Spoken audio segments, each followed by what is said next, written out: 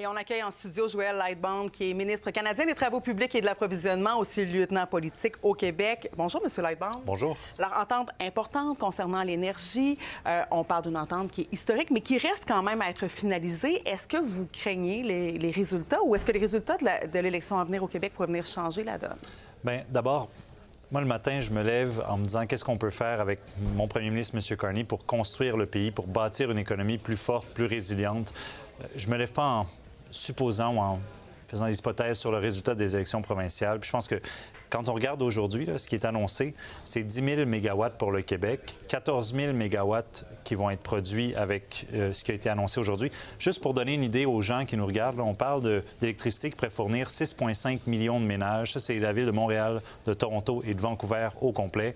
C'est énorme. C'est sécuriser notre avenir énergétique pour les décennies à venir. C'est qui que ce soit qui voudrait déchirer cette entente, je pense, devra se lever tôt pour dire pourquoi est-ce qu'on se priverait d'autant d'énergie à si bon prix, de manière abordable. C'est majeur dans un contexte où Québec et Ottawa veulent les deux doubler, finalement, la capacité énergétique du pays d'ici 2050.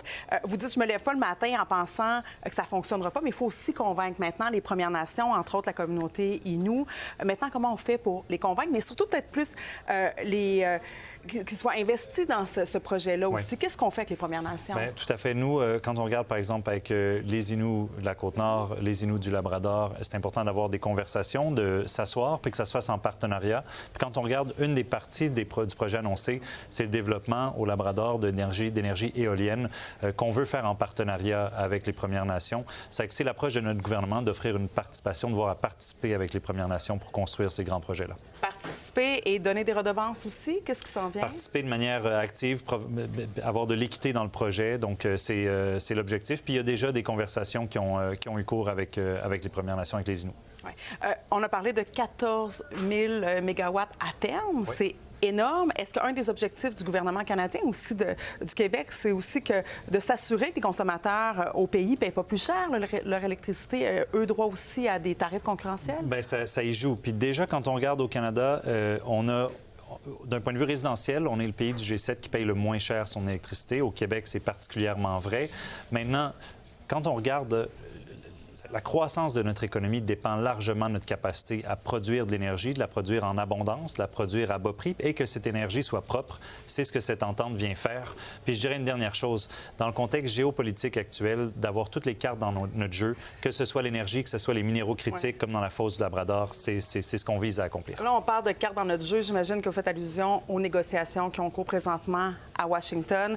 Est-ce qu'un surplus énergétique, là, à ce temps-ci, ça se prendrait bien justement pour peut-être mieux négocier? Je sais que c'est pas pour demain matin, mais quand même, on est à la veille d'avoir 50 de tarifs. Comment vous voyez ces surplus-là énergétiques dans le contexte actuel? Oui, bien, je crois que oui, il y a l'énergie. Puis comme je disais, il y a aussi les minéraux critiques. Dans ce qu'on annonce, c'est de voir à développer la fosse du Labrador qui est riche en différents minéraux, notamment en fer.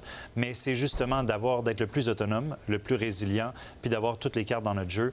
Je pense que c'est ce qu'on vient voir à accomplir avec cette entente-là, puis cette vision-là. Et c'est sûr que ça peut aider. Tout le monde maintenant est conscient de l'importance d'être le plus autonome possible. Très rapidement, ça négocie aujourd'hui à Washington en 15 secondes. Est-ce que vous avez eu des échos de ces négociations? Je sais que nos négociateurs, Dominique Leblanc, le ministre des Relations Canada-US, sont à pied d'œuvre pour voir à essayer de trouver une entente d'ici au 19. Donc, mais je n'ai pas de dernières nouvelles ni de scoop. Merci beaucoup, M. le ministre. Merci beaucoup.